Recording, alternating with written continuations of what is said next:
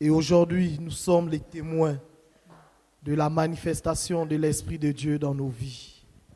Saint-Esprit, ce matin, nous voulons te dire merci. Merci pour ta présence. Merci parce que tu es toujours présent. Et tu fais au-delà de ce que nous pensons, au-delà de ce que nous pouvons imaginer. Tu es celui qui étend l'espace de notre tente. Tu es celui qui brise nos limites. Tu es celui-là qui nous aide à transformer un lieu aride en un lieu prospère. Tu es celui-là qui donne de la vigueur à celui qui est faible, qui donne de l'énergie. Tu restaures des vies. Tu restaures des vies. Je voudrais te dire que je t'aime, Saint-Esprit. Je t'aime. Car tu ne laisses personne dans la confusion. Tu es l'esprit des vérités. L'esprit des vérités. C'est pourquoi glorifie le nom de Jésus dans la vie de ton peuple. Glorifie le nom de Jésus dans la vie de ton peuple. Que l'on sache que tu as ressuscité Jésus des morts. Amen. Amen. On va recevoir Franck qui va nous conduire ce matin dans la prédication. Et aussi à la fin du culte, s'il y a des personnes qui veulent qu'on prie, vous pouvez venir, il y a une équipe pour ça et on pourra prier. Amen. Alors que les enfants partent et que je les rejoigne. Amen. Éternel, nous te bénissons pour la parole que tu as mise dans le cœur de Franck. Seigneur, nous savons que ta parole, elle est vie. Et merci parce que le cœur de chaque personne ici est une terre fertile. Cette parole va croître, porter du fruit. Et ce fruit va demeurer. Elle va affermir les vies. Je prie pour Franck. Merci parce que tu l'as choisi pour qu'il nous apporte le message ce matin. Merci pour l'instrument qu'il est. Et par lui, fais éclater la gloire de ta parole, la gloire de tes révélations, afin qu'au nom de Jésus, tout genou fléchi et toute langue confesse qu'il est Seigneur. Et nous croyons que tout ce qui a été fait par ta parole. Dans le nom de Jésus. Amen. Amen. Merci. Merci, merci. Merci Père. Je me remets à toi. Voilà, les personnes qui sont rassemblées ici ont besoin de t'entendre toi. Toi. De recevoir une parole de toi. Une parole. Et ils seront guéris. Merci Seigneur vraiment pour la restauration que tu as prévue en chacun, pour ce que tu fais pour chacun en ton temps. On aimerait que tout arrive comme ça, comme un drive au McDo ou je ne sais pas où, mais Seigneur, non, tu prends le temps pour nous enseigner, tu prends le temps pour nous restaurer. Ça prend du temps, la restauration. On ne bâtit pas une maison en une journée. On ne la restaure pas non plus en une journée. Merci Seigneur, je te remets ces temps entre tes mains. Merci. Amen.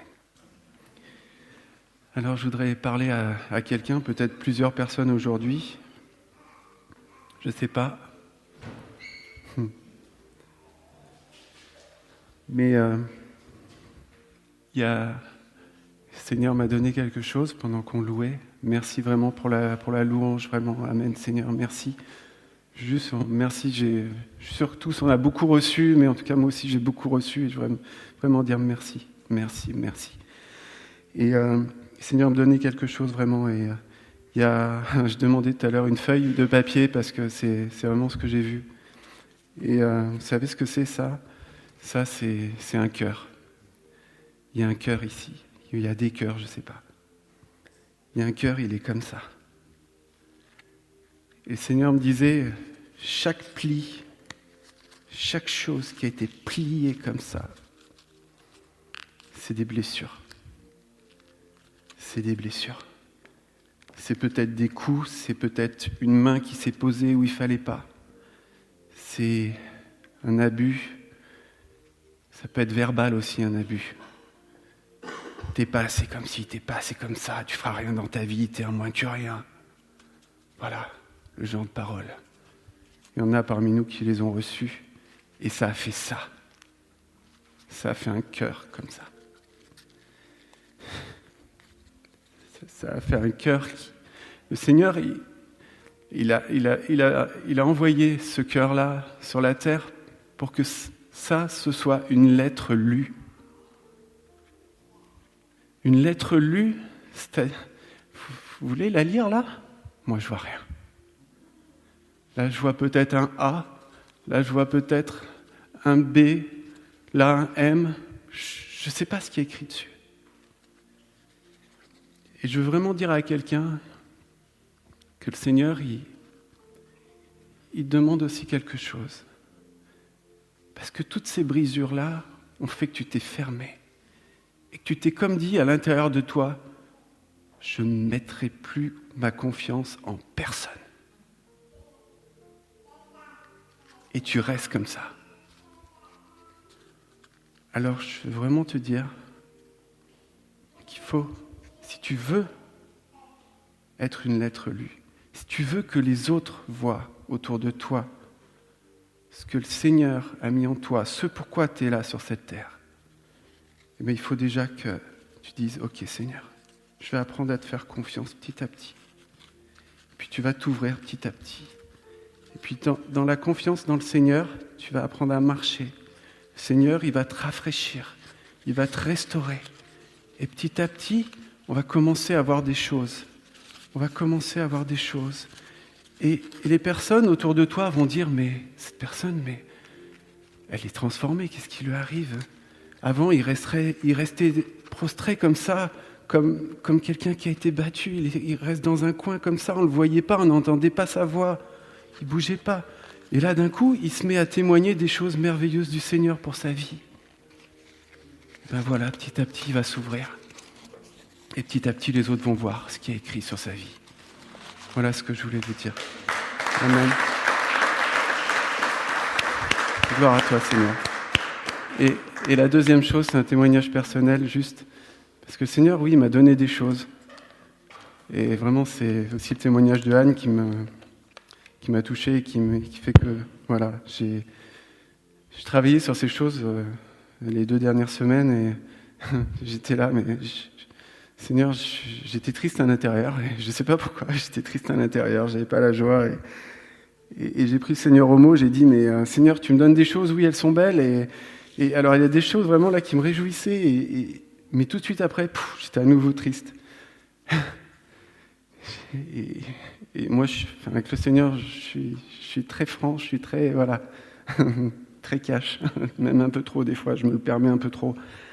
Et je suis arrivé là, et ce matin, j'étais encore là, je priais ce matin, j'étais là, mais comment tu veux que je dise ça, Seigneur ? T'as dit qu'il fallait donner, et donner avec joie, et je l'ai pas, la joie pour donner. Je l'ai pas. Alors je vais dire quelque chose là, et puis... ça va faire quoi si je donne pas avec joie ? Alors, je dis, mais donne-moi ta joie, quoi.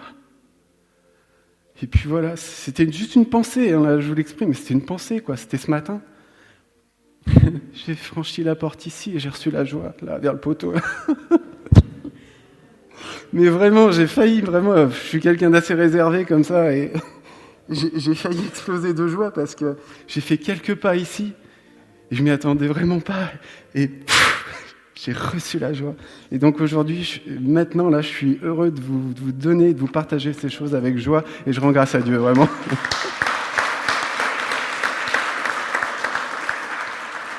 Non, mais c'est vrai, on n'est pas là pour faire une pièce de théâtre, quoi. On n'est pas là pour faire semblant, quoi.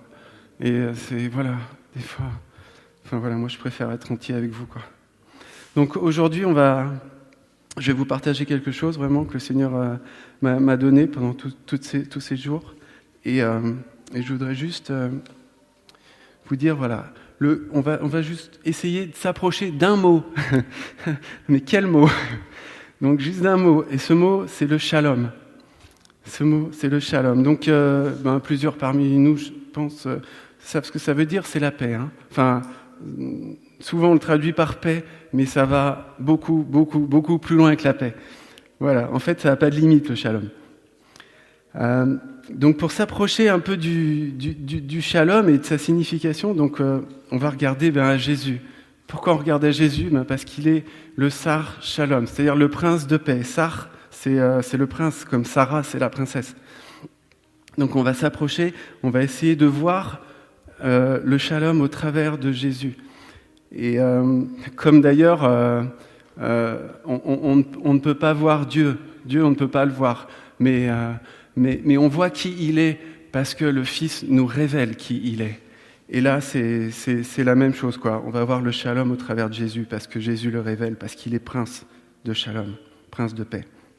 Donc la définition du shalom en hébreu, alors il y a plein de mots, on pourrait en parler pendant des heures et des heures. Donc le shalom, bien sûr, c'est la paix, mais c'est aussi un état complet. Donc complet, vraiment. Une perfection. C'est en bonne santé. Shalom. Quelqu'un qui est en bonne santé, il est comme en paix. Quelqu'un qui a été guéri, je pense que vraiment il expérimente une paix à l'intérieur. C'est le bien-être, l'amitié, la prospérité et la sûreté. Et il y a encore d'autres choses, mais je me suis arrêté là.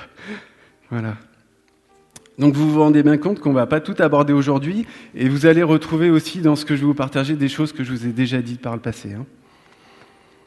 Mais que je vous rappelle, ça fait partie de ça, d'enseigner, il faut rappeler. Donc, je viens de vous dire que notre Seigneur, il est prince de paix, et nous le trouvons dans les Écritures, dans Ésaïe au chapitre 9. Voilà, donc Ésaïe au chapitre 9 nous parle du prince de paix.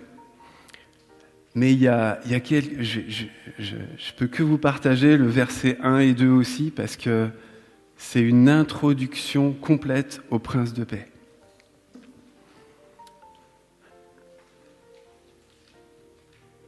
Ésaïe 9. Donc au verset 1, là vous allez tout de suite reconnaître le Seigneur. Mais, il est écrit, « Mais les ténèbres ne régneront pas toujours sur la terre où il y a maintenant des angoisses. » On est d'accord avec ce verset ? On le vit tous les jours. « Mais les ténèbres ne régneront pas toujours. » Ça aussi, c'est la vérité. Il n'y a pas que les angoisses qui sont la vérité. Et au verset 2, le peuple qui marchait dans les ténèbres voit une grande lumière. L'introduction vraiment au roi de gloire, au Seigneur des Seigneurs. Une grande lumière, et cette lumière, bien sûr, c'est celle du Messie.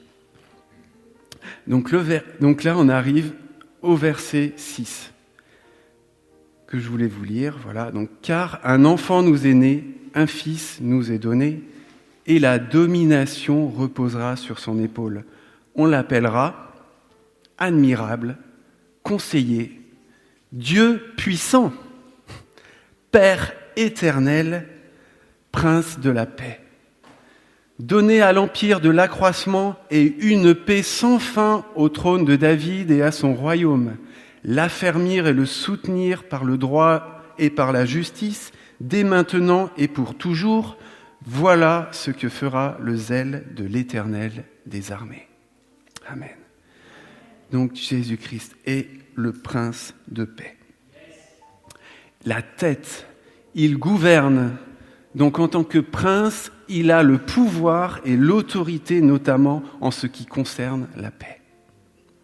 C'est pour cela que Jésus-Christ, juste avant la Pâque, alors qu'il passait donc ses derniers moments avec ses apôtres, il leur enseigna Jean 14 au verset 25 et 26 et jusqu'à 27.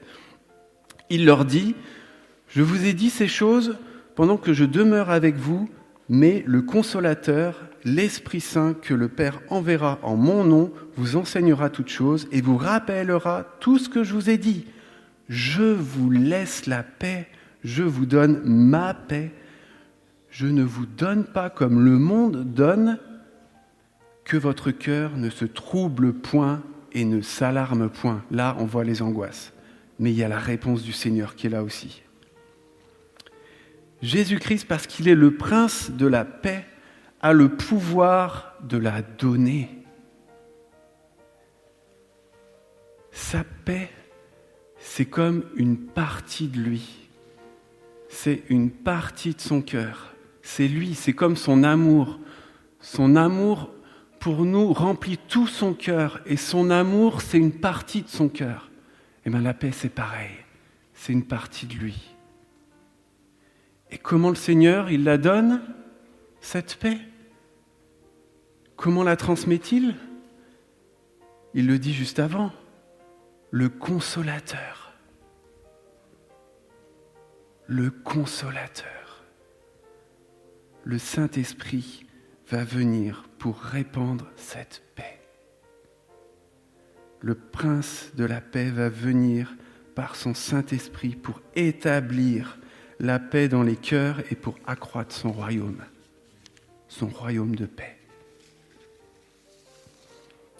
Et c'est aussi cette mission qu'en tant que corps de Christ, nous avons, chacun de nous, être des transmetteurs vraiment de sa paix, parce que nous l'avons reçue de lui.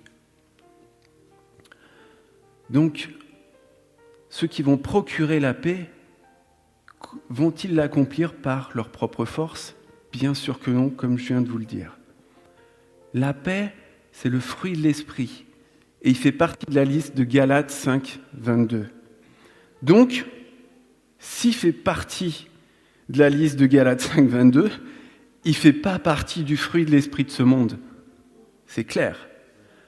À chaque esprit, son fruit. Il y a des esprits qui sont dans le meurtre, il y a des esprits qui sont dans la division, il y a des esprits qui sont là pour détruire et pour briser, il y a des esprits qui sont là pour restaurer, pour reconstruire, pour apporter la paix, la joie, l'amour, et plein d'autres choses encore. Donc, vous voyez, chaque esprit a son fruit. Et c'est pour cela, et vraiment, le Seigneur me mettait à l'esprit cette chose-là, que l'homme, vraiment, dans toute son arrogance, va parler de paix, toujours de paix, de paix, de paix. Mais je sais pas, mais des fois, je me dis, mais quand on regarde les informations, j'ai du mal à voir la paix, quoi. Mais l'homme, il est là, à croire qu'il se croit au-dessus de Dieu, qui veut se positionner au-dessus du prince de paix, hein, toujours, hein, qui veut se positionner, il veut prendre sa place même, hein, et il est là, et il parle de paix, mais j'ai envie de dire, arrête de parler de paix, quoi. Montre-nous les actes. Montre-nous les actes, parce que moi, quand j'ai été à l'école, on m'a appris quoi dans les livres d'histoire? On m'a appris des batailles de telle date à telle date. On m'a appris des guerres qui commençaient là, là, à là. Et tous les livres d'histoire, c'est quoi? C'est des récits de guerre, de guerre, de guerre, de guerre. Et j'étais là, mais Seigneur, est-ce qu'un jour, quand j'ai été à l'école, on m'a parlé d'une paix mondiale de telle date à telle date? Est-ce que dans les livres d'histoire, il y a une paix mondiale? Non, j'ai appris que des guerres mondiales. Mais l'homme, il parle de paix, quoi. L'homme, il parle de paix. Il veut prendre la place du prince de paix. L'homme sans Dieu, attention, je parle de l'homme sans Dieu, là. Animé par l'esprit de celui qui veut prendre la place du Seigneur. Voilà, les guerres mondiales. Et l'actualité, encore une fois, aujourd'hui, nous parle que de ça. Quel mensonge, quelle arrogance. L'homme sans Dieu n'a pas le pouvoir d'apporter la paix.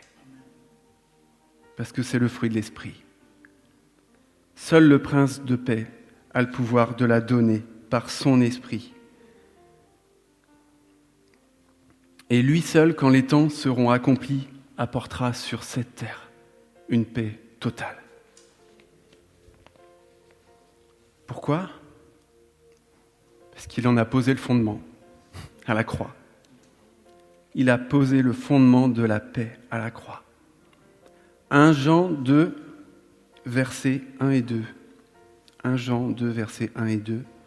Mes petits enfants, je vous ai écrit ces choses afin que vous ne péchiez point. Et si quelqu'un a péché, nous avons un avocat auprès du Père, Jésus-Christ, le juste. Il est lui-même une victime expiatoire pour nos péchés, non seulement pour les nôtres, mais aussi pour ceux du monde entier. Je regardais le mot expiatoire en grec, Et le mot expiatoire, une victime expiatoire, ça signifie que cette victime apporte un apaisement.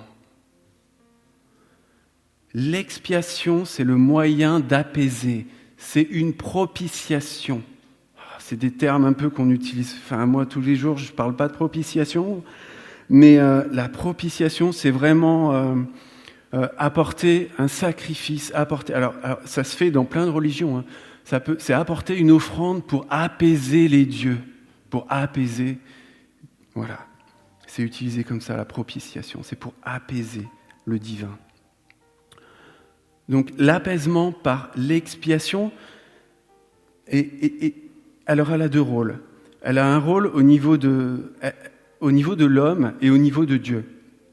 Parce que l'âme de l'homme, elle est apaisée. Pourquoi elle est apaisée ? Parce que Christ est mort pour nos péchés.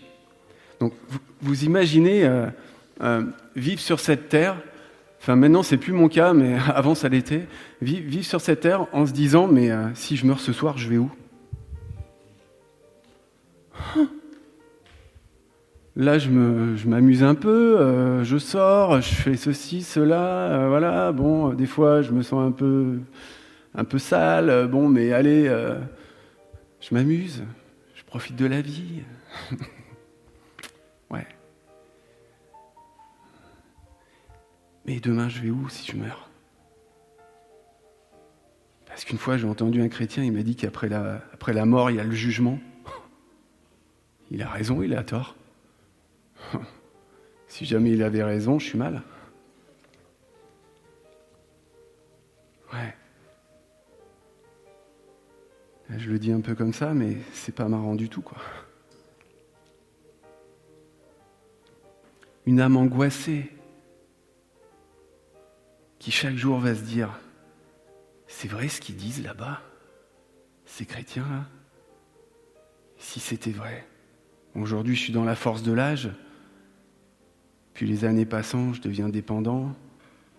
Je me rends compte que je me suis fait moi-même, puis finalement, j'ai besoin des autres pour me lever, pour m'habiller, pour aller aux toilettes, pour manger. Puis l'angoisse commence à monter. Si c'était vrai. Parce que là, ouais. Je vais où ? C'est la paix qui m'est réservée, mais après tout ce que j'ai fait par le passé, si le feu, il existait vraiment, la colère de Dieu, c'est vrai. Donc il y a un apaisement.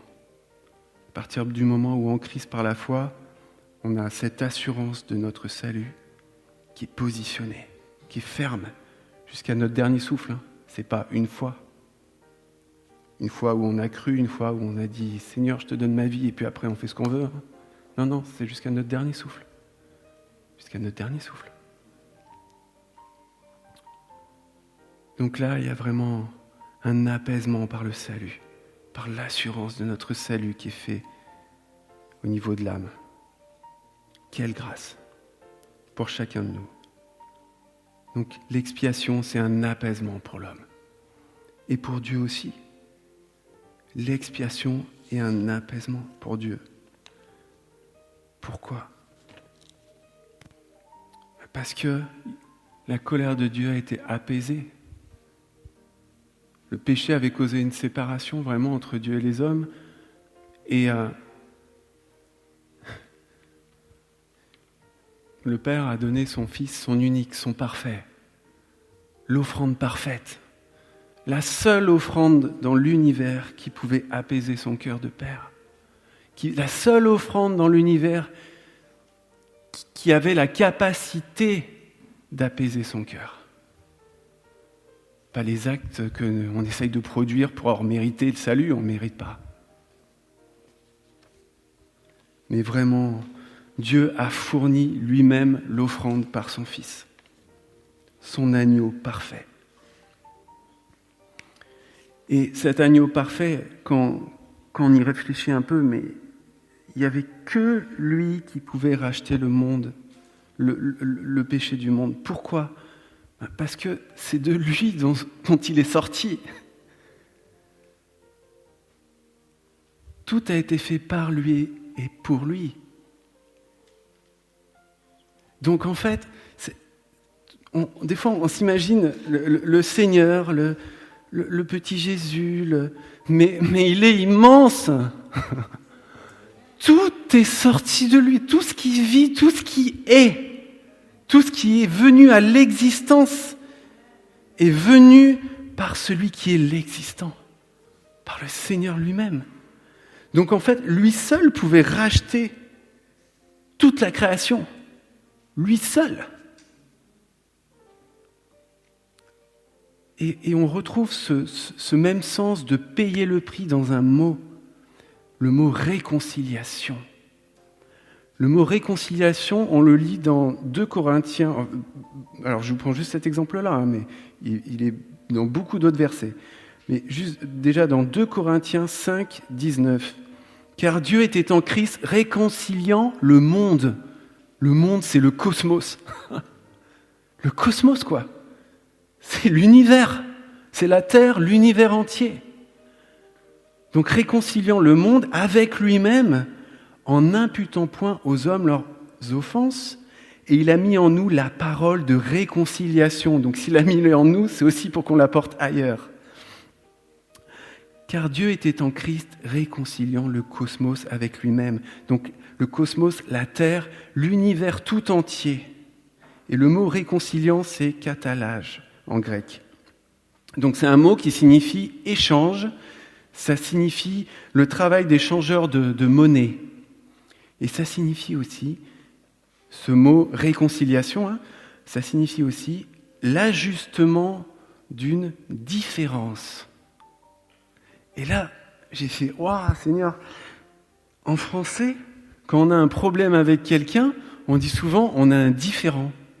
On a un différend avec cette personne, vraiment. Il y a un problème, ça va pas. Avec lui, ça passe pas. Voilà, on a un différend avec quelqu'un. Il y a un problème, en fait. Il y a un litige. Et ça vient de là. Et la réconciliation, c'est quand il n'y a plus de différend. Donc il n'y a plus de différend, il y a une réconciliation, il n'y a plus rien qui sépare.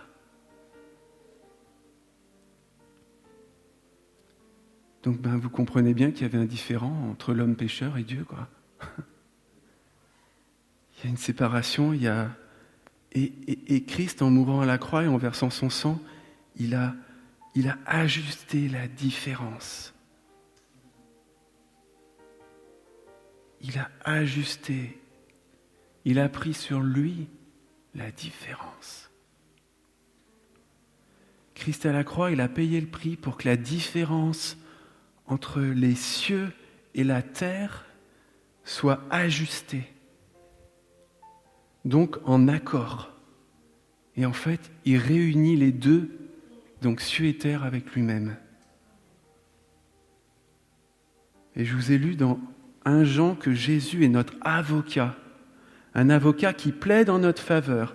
Un avocat qui est à la droite du Père. Qui a donné sa vie, qui selon Romains 8, donc qui est à la droite du Père, et il intercède en plus pour nous. Qu'est-ce qu'on veut de plus ? Et qu'est-ce qu'on veut de plus ? Nous qui étions ennemis de Dieu, nous avons été réconciliés. Combien plus, maintenant que nous sommes réconciliés, serons-nous sauvés, comme il est écrit dans Romains 5, verset 10. D'ennemis, nous sommes devenus amis. Ça signifie que la relation a été restaurée. La croix, c'est un lieu d'échange. Je vous relis juste un verset, c'est Ésaïe 53, 5. Mais il était blessé, lui blessé, pour nos péchés, brisé pour nos iniquités. Le châtiment qui nous donne la paix est tombé sur lui. Et c'est par ses meurtrissures que nous sommes guéris. Si nous sommes en paix, c'est pas un hasard. Ça vient pas de nulle part un matin comme ça, on se réveille, je suis en paix ce matin, ça va bien. J'ai vécu une journée vraiment dans la paix. Super. Non mais, le châtiment qui nous donne la paix est tombé sur lui. Jésus-Christ sait, il sait ce que ça lui a coûté, le fait que nous recevions la paix. Il sait ce que ça lui a coûté. Ce n'est pas un hasard, pas du tout. Le châtiment qui nous donne la paix est tombé sur lui. Il a payé le prix pour ça. Pour qu'il y ait réconciliation entre les cieux et la terre, entre les deux parties. Et il est aussi médiateur. Médiateur. 1 Timothée 2, versets 5 et 6. Car il y a un seul Dieu et aussi un seul. Allez pas en chercher un autre. Si vous croyez que la parole de Dieu est vérité, il y a un seul médiateur entre Dieu et les hommes. Jésus-Christ, homme, qui s'est donné lui-même en rançon pour tous. Alors nous avons un avocat qui s'est donné en victime expiatoire pour nos péchés. Il intercède pour nous. Et en plus, il se positionne comme médiateur entre Dieu et les hommes pour dire « Père, regarde, j'ai versé la rançon par mon sang pour chacun d'eux. » Et Dieu est apaisé. C'est suffisant. Quel amour pour chacun de nous. Quelle détermination, j'ai envie de dire, dans l'amour pour chacun de nous. Ah, il nous veut avec lui. Il nous veut avec lui. Regardez ce qu'il a fait. Regardez le peu de choses que je peux vous dire. Le peu de choses que je dis. Voyez comme il nous aime. Voyez comme il nous veut pour toujours et toujours. Ses enfants autour de lui, comme je vous avais dit. Quand il y a des différends, des motifs de séparation, eh bien, ils sont à la croix. À la croix, les différends. À la croix, les motifs de séparation. Parce que celui qui est mort pour chacun de nous a ramené la paix dans les cœurs de ses enfants. Il a ramené la paix entre cieux et terre aussi. Pour arriver au shalom, qui signifie un état complet, tous les différends doivent être réglés. Sinon, il ne peut pas y avoir de réconciliation totale. La réconciliation sera imparfaite. Et je crois que ce que Christ a accompli est parfait. Christ s'est positionné entre cieux et terre comme au milieu. Il était pleinement homme et à la fois toute la plénitude de Dieu était en lui. La réconciliation entre cieux et terre ne pouvait alors se faire que par lui, parce qu'il représentait pleinement les deux parties. Et cette position nous amène au plan de Dieu, ou au mystère de la volonté de Dieu qu'on trouve dans Éphésiens 1, versets 9 et 10. Éphésiens 1, versets 9 et 10. Nous faisons connaître le mystère de sa volonté selon le bienveillant dessein qu'il avait formé en lui-même pour le mettre à exécution lorsque les temps seraient accomplis. Voilà. De réunir le mystère, donc le voilà, le plan de Dieu, de réunir toutes choses en Christ, celles qui sont dans les cieux et celles qui sont sur la terre. Réunir toutes choses. On peut prendre une seconde pour s'imaginer. Réunir toutes choses. L'homme n'arrive même pas encore avec les moyens actuels à sonder l'univers. À chaque fois, avant on croyait que la matière s'arrêtait là. Après, on a découvert les atomes. Après, on a découvert encore plus petit, et encore plus petit, et encore plus petit. Et la technique nous fait découvrir encore plus petit. Et là, en fait, tout l'infiniment petit et tout l'infiniment immense, qu'on ne peut même pas le sonder, réunis en Christ. Dans une union, dans une réconciliation, dans une paix parfaite, avec celui pour qui toutes choses ont été faites, et par qui toutes choses ont été faites. Je ne vous parle pas d'un petit Jésus là. Ah non, ça va au-delà même de notre compréhension, au-delà de notre imagination. On ne peut pas le définir. Il y en a qui essaient de mettre Jésus dans des cases. Jamais, jamais je ne mettrai Jésus dans une case. Il me dépasse complètement.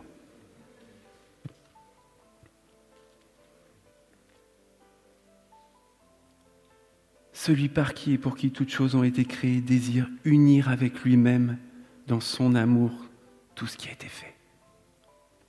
Colossiens 1, versets 19 et 20.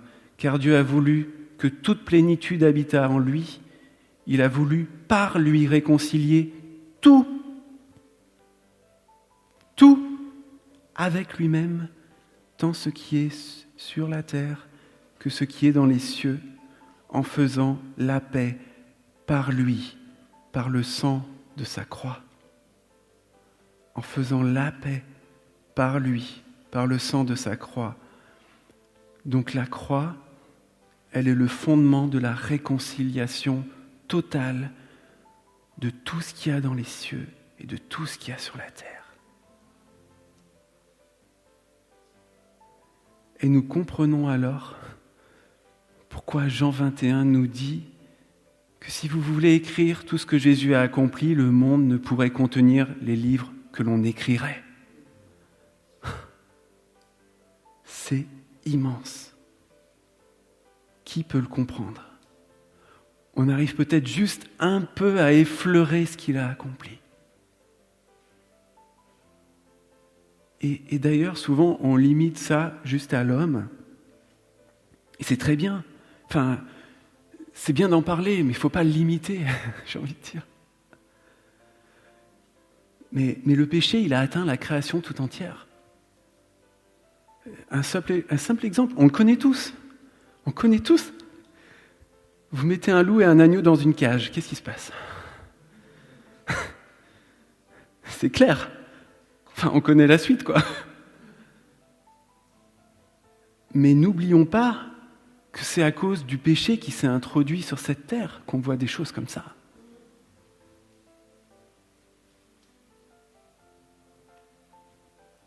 Christ à la croix ôte le péché du monde, et nous voyons dans Ésaïe 11, verset 1, ce qui s'accomplit.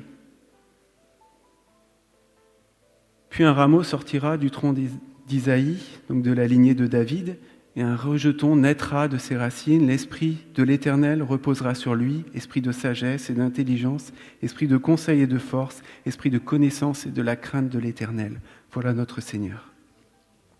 Alors on a vu sur la terre avec le loup et l'agneau, et maintenant sur la montagne de l'Éternel, que se passe-t-il ?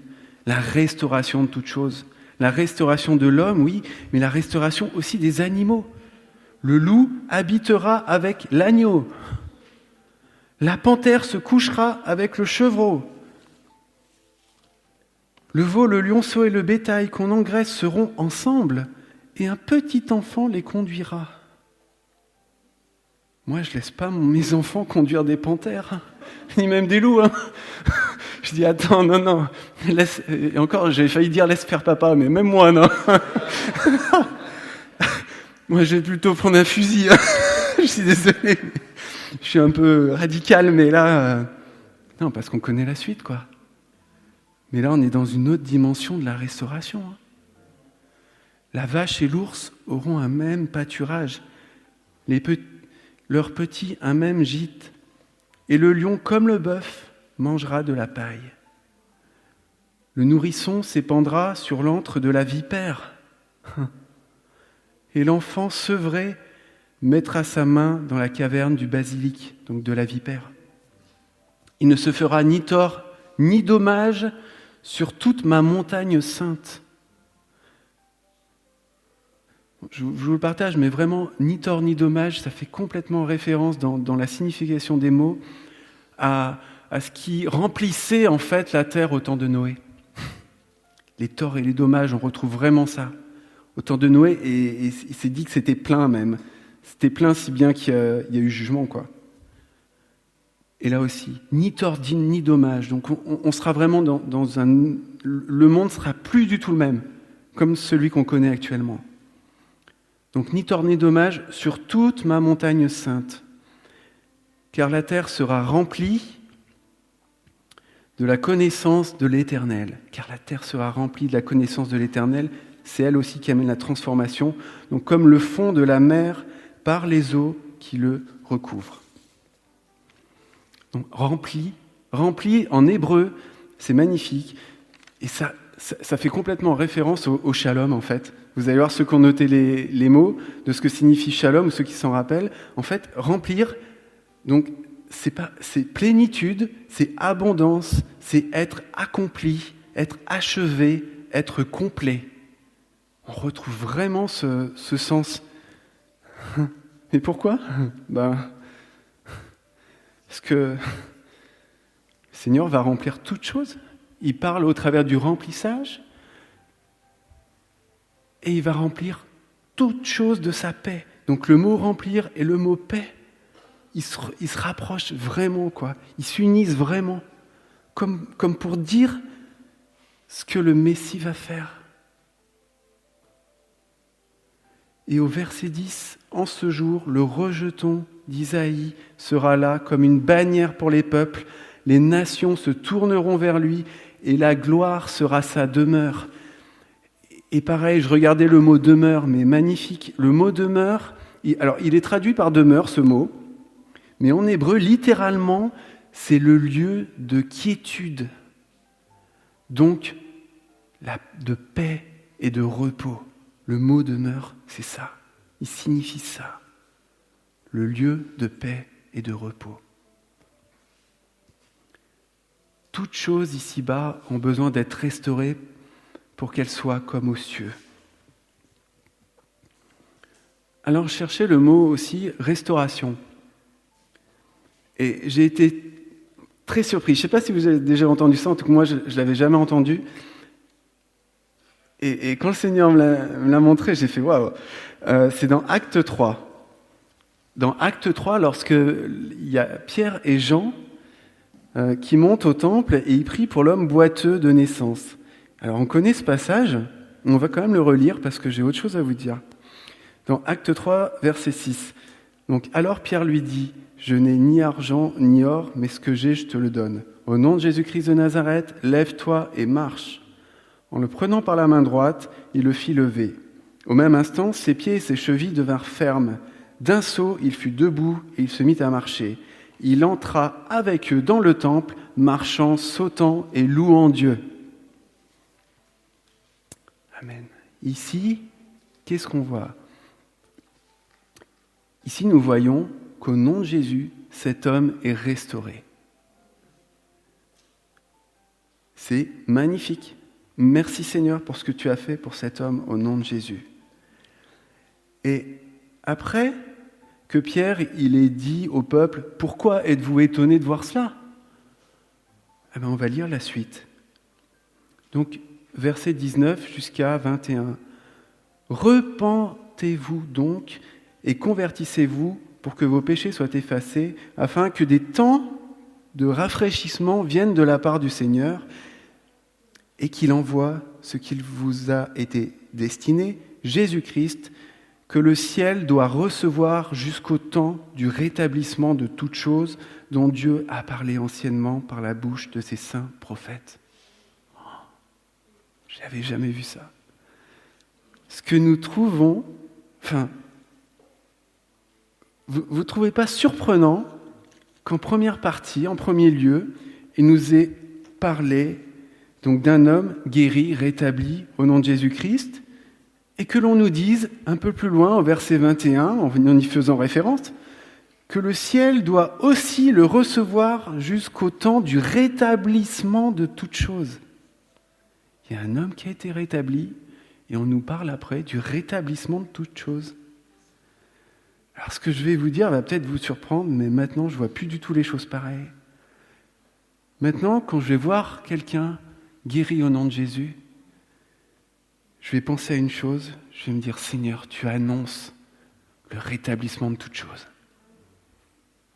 Parce que si tu le fais pour l'homme, tu vas le faire pour toutes choses. C'est ce que je vous dis depuis tout à l'heure. Jésus guérit un homme Et après, il est annoncé qu'un jour, cieux et terre seront eux aussi guéris, complètement restaurés, comme à l'état initial, comme en Éden. Je vous dis ça parce que rétablissement, en grec, ici, dans ce passage-là, c'est la restauration à l'état parfait d'avant la chute. C'est ce que ce mot signifie. Restauration à l'état parfait d'avant la chute. Et la racine de ce mot, j'ai regardé aussi, c'est restaurer à l'état initial, être guéri, revenir à son état initial. Donc tout ce que le péché a atteint par la chute du premier Adam, le dernier Adam vient pour le guérir, pour le restaurer, comme à l'origine. Ça, c'est la croix. Donc c'est valable pour l'homme, pour les animaux, comme on a vu, pour la création tout entière, pour toute chose, pour tout ce qu'on ne voit pas. Alors je crois maintenant que quand Jésus guérit un malade, il annonce qu'un jour, toute la création sera guérie. Quand Jésus délivre d'un démon qui régnait dans un corps, cela annonce qu'un jour, le prince de ce monde ne régnera plus ici-bas non plus. Mais que ce sera notre Messie, notre roi, qui régnera ici-bas. Ce qui se fait à l'échelle de l'homme se fait et s'accomplira à l'échelle de l'univers tout entier. Le shalom, comme je vous l'ai dit, signifie un état complet, une perfection, en bonne santé, bien-être, amitié, prospérité, sûreté, entre autres. Le shalom complet est l'accomplissement de tout ce que Christ a pourvu à restaurer par la croix. Le shalom, c'est vivre dans un état complet où plus rien ne peut être ajouté. Plus rien ne peut être ajouté en matière de perfection, bien sûr, en matière de bonne santé, en matière de bien-être. Plus rien ne peut être ajouté, c'est complet, dans le domaine de l'amitié, de la prospérité, de la sécurité et la sûreté, quoi. Plus rien. Il n'y a rien à ajouter. Christ a tout accompli. Colossiens 2, au chapitre 2, nous dit que nous avons tout pleinement en lui. Nous avons tout pleinement en lui. Notre Seigneur est celui qui est rempli de sa vie, de son esprit, qui nous comble, qui nous rend complets. Des fois, on peut se sentir un peu vide, et il n'y a que lui qui peut nous faire expérimenter ce shalom-là, qui fait qu'on se sent bien. Alors j'aurais pu terminer le message ici, et juste par une pensée, j'ai dit, mais Seigneur, je m'arrête là, parce que c'est vrai que je vous avoue. Alors après, j'ai rajouté des choses, mais au début, je le trouvais un peu court. Et je me suis dit, non. Si j'ai l'opportunité de parler, encore de quelque chose, donne-moi, Seigneur. Et... Alors je vais être très très court. Hein. Ah ouais, d'accord, j'avais pas vu l'heure, pardon. Désolé pour ceux qui ont faim ou pour ceux qui ont des trucs, mais je finis bientôt. Alors, donc la première chose très belle que le Seigneur m'a montrée, c'est Salomon. Alors Salomon, je ne savais pas, son nom, la racine du mot, enfin du nom Salomon, c'est Shalom. Ouais, la racine de son nom, c'est le Shalom. Et je me suis dit, et pourquoi cela ? Alors c'est pas uniquement en fait parce que le peuple était en paix quand il était sous Salomon. Hein. Il y a ça, oui, bien sûr, mais pas que ça. Et moi, je pensais que c'était juste pour ça. Et le Seigneur m'a montré autre chose. Et du coup, j'ai regardé la racine aussi du mot de Salomon, la racine aussi de Shalom, qui est Shalom, qui a quasiment le même sens. Et j'ai trouvé donc Shalom, donc la racine de Shalom, je l'ai trouvé dans 1 Roi 7, 51, mais vraiment dans une circonstance particulière. puisqu'il est parlé ici de bâtir. Et direct, j'ai fait « Oh Seigneur, j'avais jamais vu ça ». Donc, 1 Roi 7, 51, « Ainsi fut achevé ». Donc, achevé, ici, c'est shalom. Donc, c'est la racine du shalom, en fait. L'achèvement, quand on dit « le temple, il est achevé », en fait, il est shalom.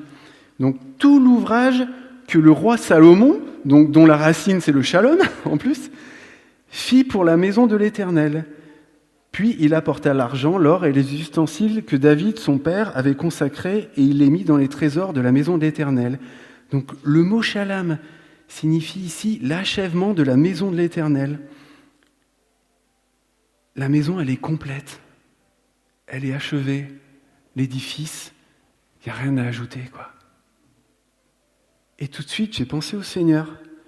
Je me suis dit, mais c'est la même chose qui s'accomplit en Jésus-Christ, en fait. Ici, c'est pas Salomon, dont la racine veut dire shalom, mais ici, c'est Jésus-Christ, Yeshua, quoi, celui qui est le prince de la paix. Et il bâtit lui aussi une maison, il bâtit lui aussi des temples, un temple fait de pierres vivantes pour le Seigneur. Et lorsque ce sera achevé, tous, on sera dans cette maison de shalom.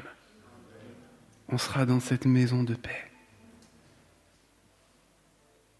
La maison sera achevée, elle sera shalom, et on sera dans un shalom éternel, parce qu'elle a été bâtie par le prince de la paix. Amen.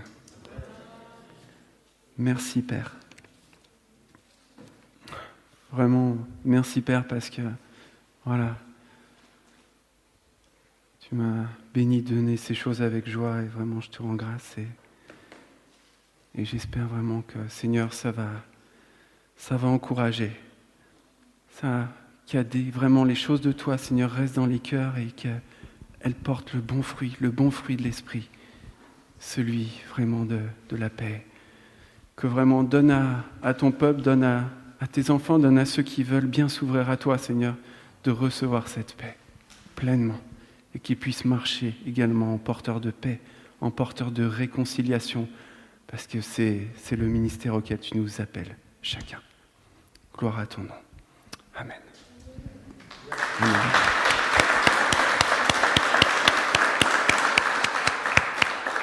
J'aimerais passer la parole à Christophe, me disait Narcy, que tu souhaitais partager quelque chose, Christophe, avant qu'on termine.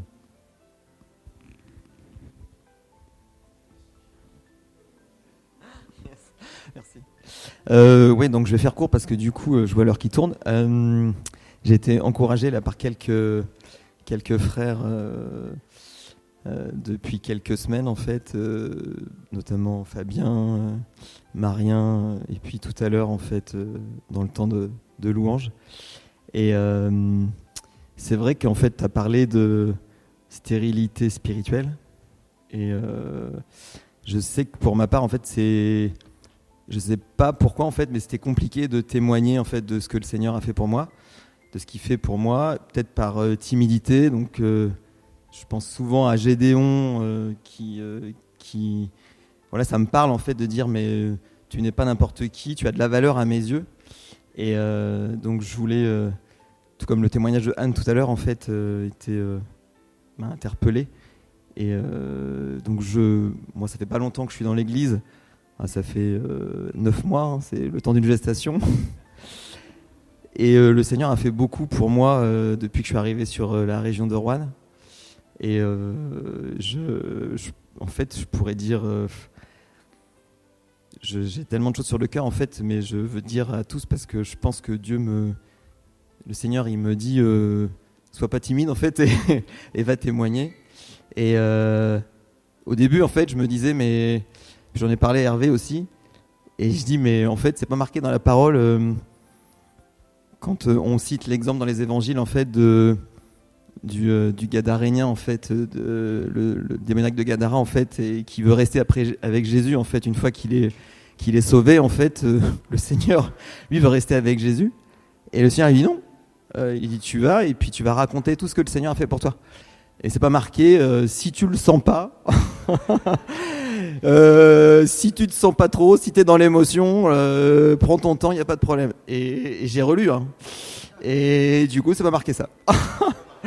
Et donc, je me suis dit, ah là, Seigneur, là, ça va être compliqué. Et donc, du coup, je me suis dit, bon, allez, est-ce que c'est par timidité ou parce que j'aime pas trop exposer ma vie, mais en même temps, je me dis, c'est le Seigneur la priorité. Donc, Seigneur, donc j'y vais. Donc, voilà, je suis touché tous les jours par ce que le Seigneur fait pour moi, en fait, et à travers les relations qu'on peut avoir les uns avec les autres. Et c'est vraiment une famille.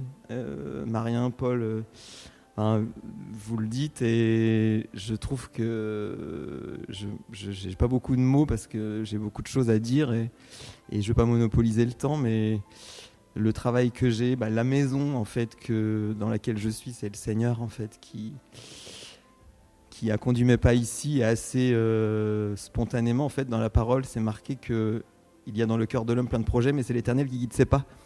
Et en fait, je suis bien avec mes frères et sœurs, et je suis bien dans la maison de l'Éternel. Et on l'a chanté, Christ est ma fondation. Et c'est une bénédiction en fait de pouvoir louer le Seigneur tous les jours. Et le Seigneur m'a permis de me rapprocher de mon fils en fait, et ça n'a pas de prix. Et en fait, c'est une bénédiction dans Malachie. Mais des fois, on est pris par des faux raisonnements dans la vie. Et les faux raisonnements ont la dent dure. Et on peut très bien être comme Jonas, ne pas s'en rendre compte jusqu'à ce qu'à un moment donné, on se dise « Waouh, oui, effectivement, c'est pas la bonne direction ». Et moi, je rends grâce à Dieu tous les jours pour le travail, pour la famille, pour mon fils, pour les gens que j'ai autour de moi. Et c'est une vraie bénédiction. Et la liste, j'avais préparé ma liste. Mais en fait, voilà, je voudrais vous encourager les uns les autres parce que je pense que si on regarde bien, tous les jours, on a moyen de dire « Waouh, Seigneur, c'est incroyable ». On a une chance incroyable d'être en vie, de respirer, d'être en famille. Et la famille est grande et tout le monde n'est pas là. Mais je m'arrête là parce que je pense que le Seigneur veut faire de grandes choses pour nous tous. Et en fait, on est en route et on doit tous s'appuyer les uns sur les autres, prier les uns pour les autres. Et c'est une telle réjouissance en fait. Voilà, donc merci Seigneur. Dieu est bon. Voilà. Amen. Merci Seigneur. Voilà, je vous propose qu'on se lève et qu'on termine par la prière et que vraiment on reparte avec cette paix de Dieu.